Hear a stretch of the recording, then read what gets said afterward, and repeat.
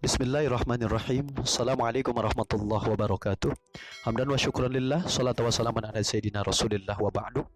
Ibu bapak yang dirahmati Allah, yang dicintai Allah, yang dibahagiakan Allah, yang sampai hari ini Allah titipkan rizki yang tidak pernah terputus kepada kita semua. Maka hal yang pertama yang pernah dibahas berbicara dalam kaitannya materi dengan jalan kebahagiaan yang pertama, itu berkaitan dengan bersyukurlah kepada Allah Subhanahu wa taala, karena janji Allah, orang yang bersyukur pasti Allah akan tambah kenikmatan. Dan nikmat salah satunya yaitu nikmat dititipkan nikmat iman dan nikmat Islam. Karena makna bahagia adalah kenikmatan ada dalam naungan Allah Subhanahu wa taala, ada dalam taufik dan hidayah Allah Subhanahu wa taala. Baik, kita akan lanjutkan kaitan dengan materi jalan bahagia bagian kedua. Bahagia adalah hakikatnya, sekali lagi,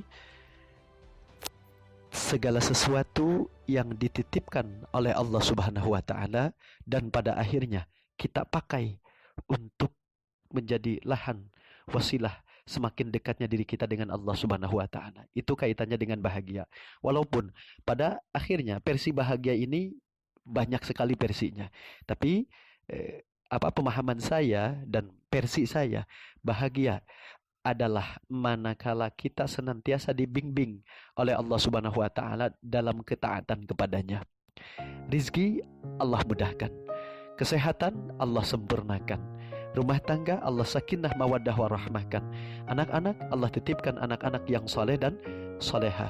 Setiap apapun permintaan kita Allah jawab. Itu adalah bagian-bagian dari bahagia. Tapi bahagia yang tertinggi adalah bahagia, sekali lagi, di nomor awal, bahagia ada dalam naungan Allah Subhanahu wa taala. Dan bahagia yang tertinggi suatu hari nanti kita bertemu dengan wajah Allah Subhanahu wa taala di surganya Allah Subhanahu wa taala. Tapi bahagia pun kita bisa dapatkan di dunia.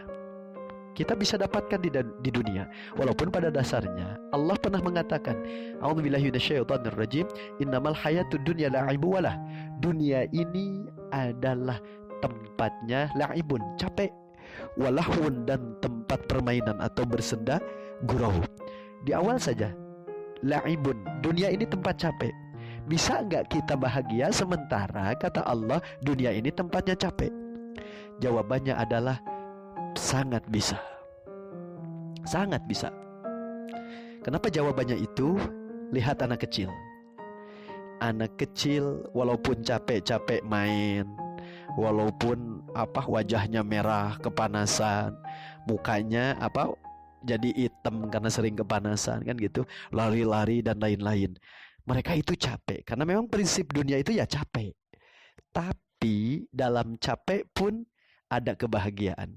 Yaitu anak kecil yang main kerjaannya, tapi disitulah kebahagiaan mereka. Seperti itu. Lalu bagaimana dengan kita? Sementara kata Allah, dunia ini adalah tempat capek. Bagaimana caranya supaya kita bahagia walaupun dalam versi dunia ini? Maka jawabannya tidak lain dan tidak bukan adalah jauhi dosa kita. Jauhi dosa. Bertobat kepada Allah Subhanahu wa taala. Bertobat kepada Allah Subhanahu wa taala. Kalau orang banyak taubat, maka insya Allah hidupnya akan merasakan kebahagiaan. Karena maaf, efek hilangnya kebahagiaan dari kita tidak lain dan tidak bukan adalah dosa. Maka ini bagian yang kedua. Jadi kalau kita ingin bahagia hidup kita, ya udah banyak taubat ke Allah. Itu intinya. Karena ternyata ada salah satu kisah Imam Ahmad bin Hanbal di sebuah perjalanan, karena kecapean setelah habis perjalanan yang cukup panjang, Imam Ahmad bin Hanbal mencari tempat peristirahatan, dan yang paling utama adalah masjid. Tapi karena di tempat itu tidak ada yang mengenal Imam Ahmad bin Hanbal, walaupun tahu namanya tapi tidak tahu orangnya.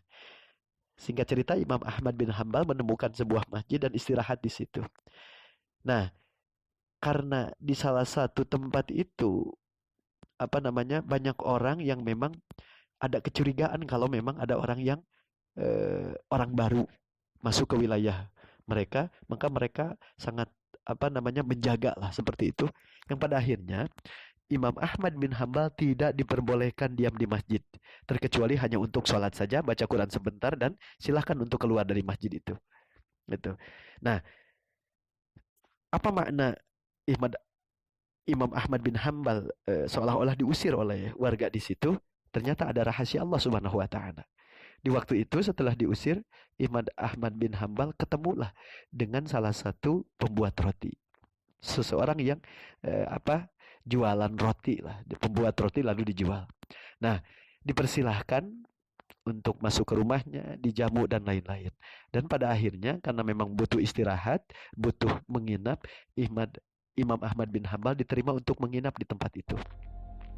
Nah, singkat cerita, di waktu malam Imam Ahmad bin Hambal itu melihat si pedagang roti ini, malamnya dia membuat roti untuk dijual keesokan harinya. Dan keesokan harinya pun memang seperti hari-hari biasanya mulai dijual rotinya.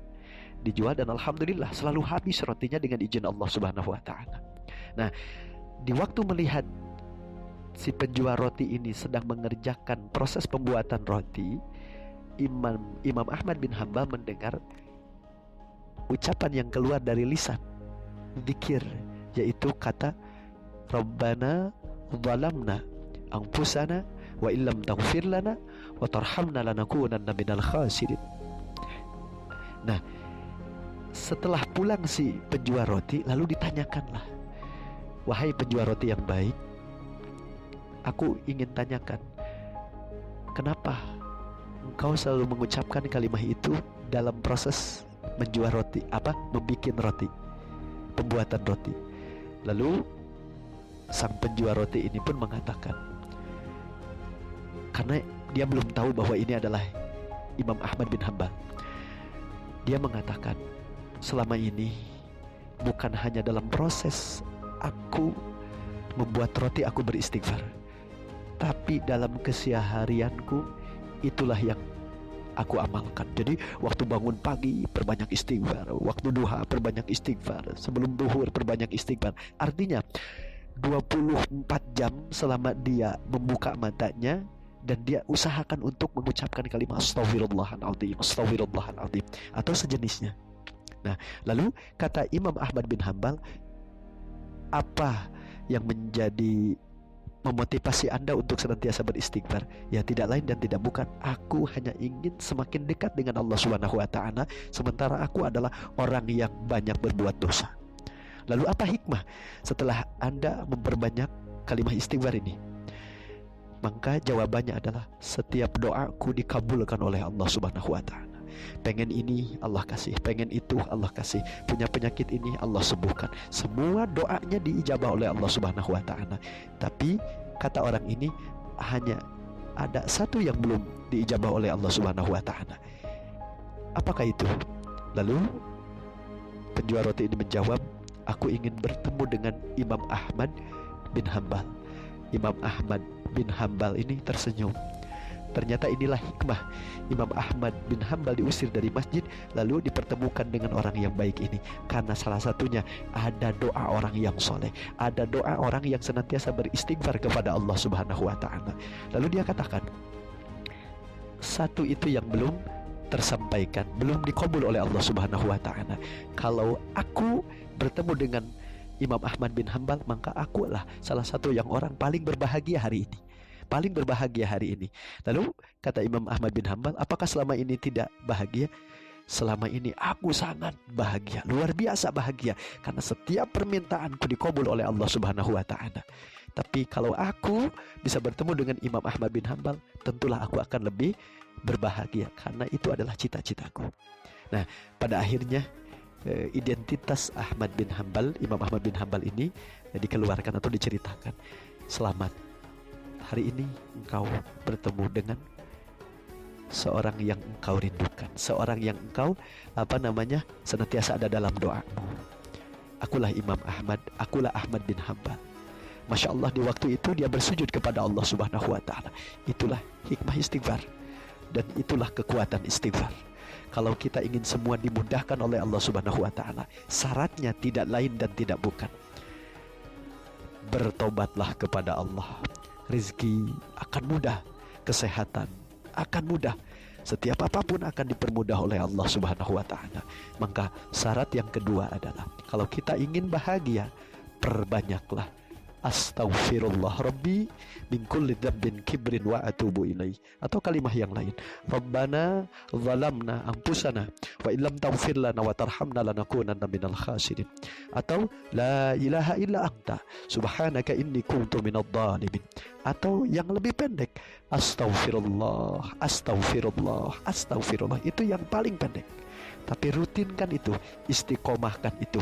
Ada rahasia di situ, ada rahasia yang terhebat di situ. Dan alhamdulillah, saya pun mengamalkan kalimat ini. Tapi dengan catatan, ikhlaslah karena Allah, benar-benar minta ampun karena Allah, bukan karena cita-cita kita, bukan karena supaya kita bahagia. Janji Allah, Allah pasti bahagiakan. Bukan karena ingin mudah rezeki, karena itu udah janji Allah.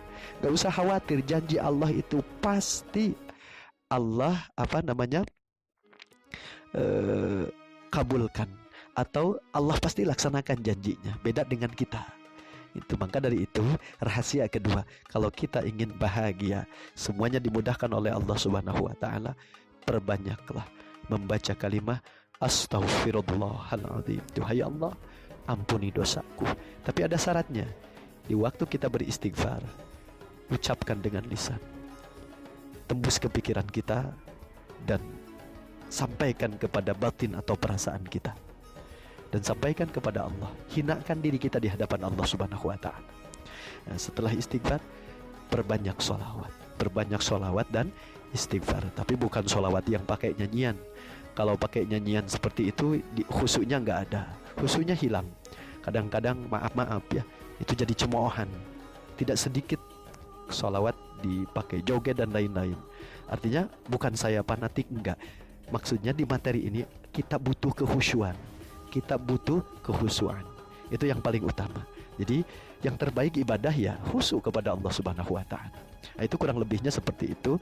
Mohon dimaafkan, mohon koreksinya juga kalau memang tentu banyak kesalahan dari saya pribadi khususnya, dan semoga ini pun bisa menjadi pencerah untuk kita semua.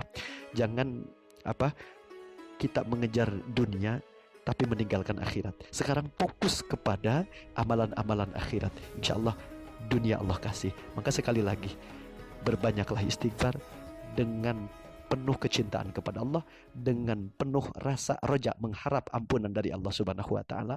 Laksanakan lillah, karena Allah Subhanahu wa Ta'ala.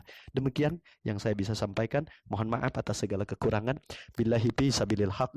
Assalamualaikum warahmatullahi wabarakatuh. Mohon maaf bagi yang belum saya jawab berkaitan dengan istikharah Quran, karena kita memberikan jawaban satu persatu, dan ini kita analisa, lalu kita pelajari dasar-dasar arti dan makna, lalu tujuannya kemana. Nah, itu satu orang baru kita bisa jawab. Sekali lagi mohon maaf. Billahi fisabilil haq. Assalamualaikum warahmatullahi wabarakatuh.